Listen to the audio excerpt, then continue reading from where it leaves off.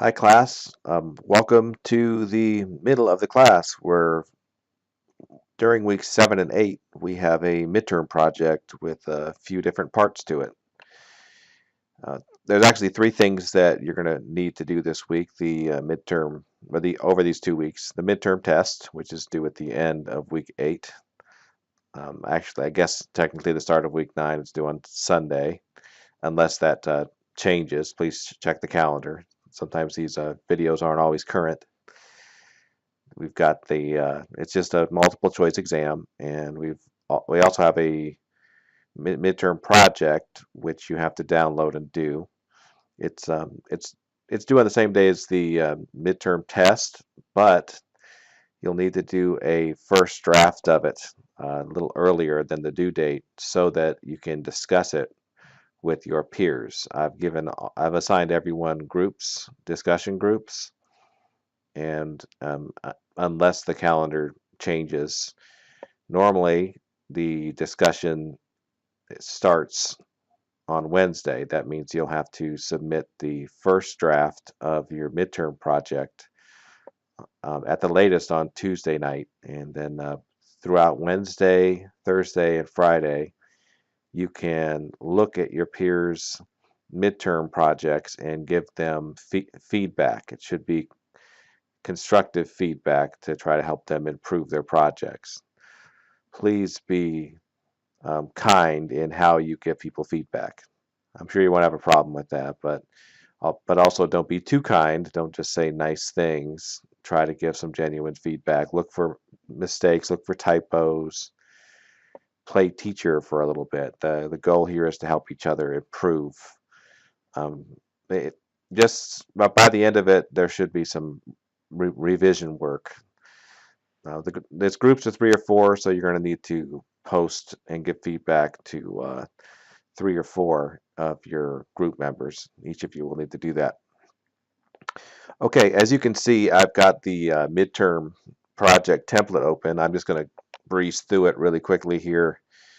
First off, these pages like this one where it says part 1, it's like a slideshow basically. There is an example you can look at online, but you're supposed to pick a color, pick a font. This is going to be a theme. You're going to have 3 different parts to this, so this can be big, bad, and beautiful. On the next page, you're doing type contrast. Sometimes students get confused by this, so I want to specify what I'm asking for. You're supposed to contrast, like it says here, size, color, categories, width, height. Master should be one thing and blaster should be another. So for example, master could be this is a real simplistic contrast here, but if I take master and, hold on just a second, having some technical issues. There we go.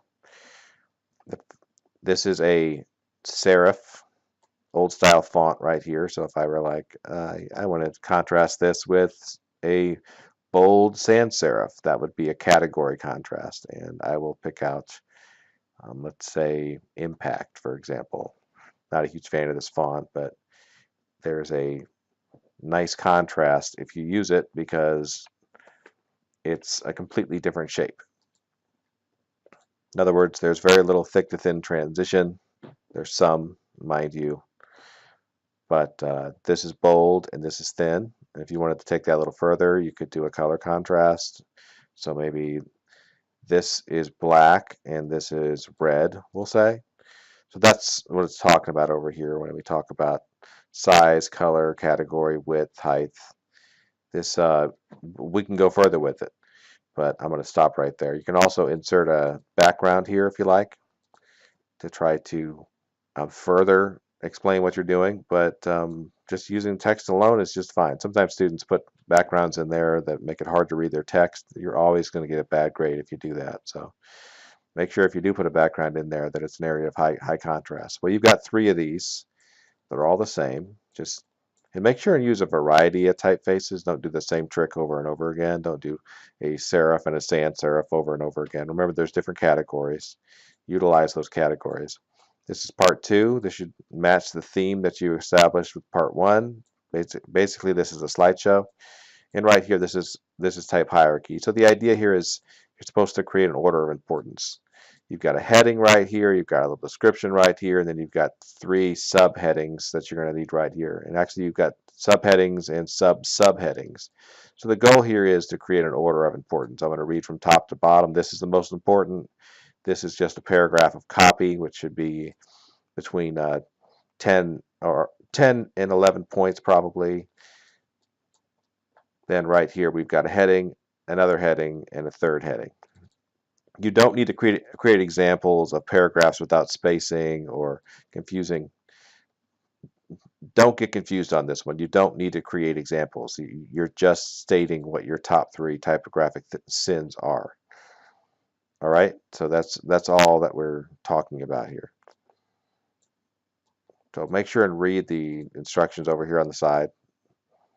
It'll help you out. You can also contact me if you're confused. But this is the second part, and then there's the third part, which is type analysis. Please pay attention to what I'm about to say, because sometimes students mess this part up too. They think that this is just the anatomy of type assignment all over again, and it really isn't.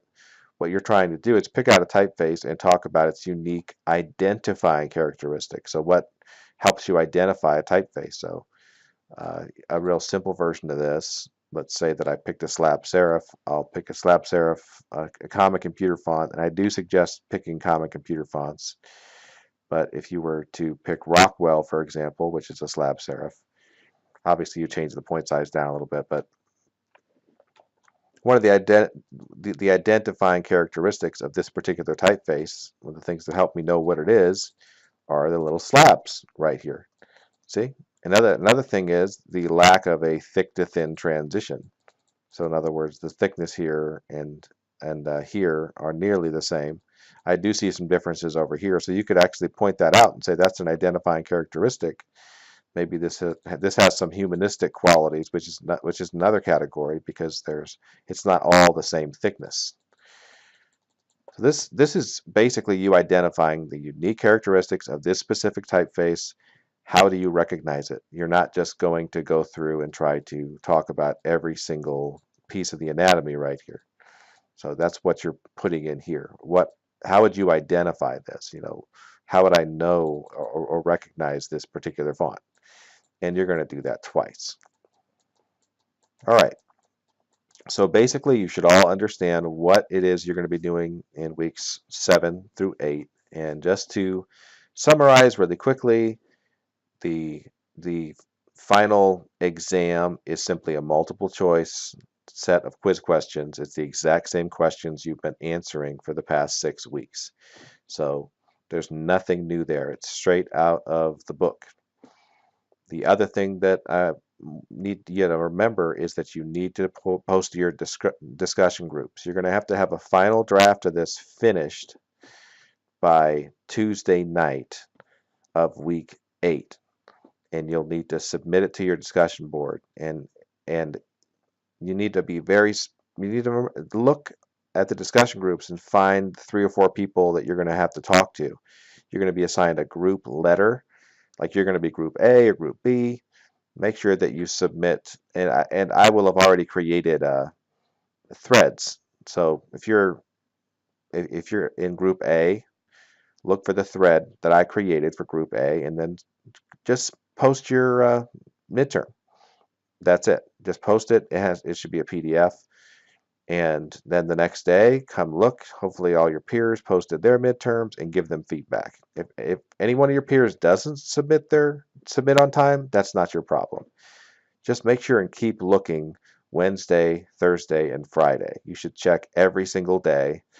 And if at all possible, give your peers feedback up until Friday night. If somebody posts on Saturday and you don't want to give them any feedback because it's too late, that's fine. But if they post sometime between Wednesday and Friday, you owe them some feedback. Even if it's Friday night and you want to give them feedback on Saturday, technically they were on time, so give them some feedback. But that's 3 days you need to check. All right, well, if you have any questions, feel free to contact me, Eugene Starr, or if you have another instructor, you can contact them. Who knows, you might hear this video and I'm not teaching the class that semester. But if you have any questions for me, just reach out. Thank you.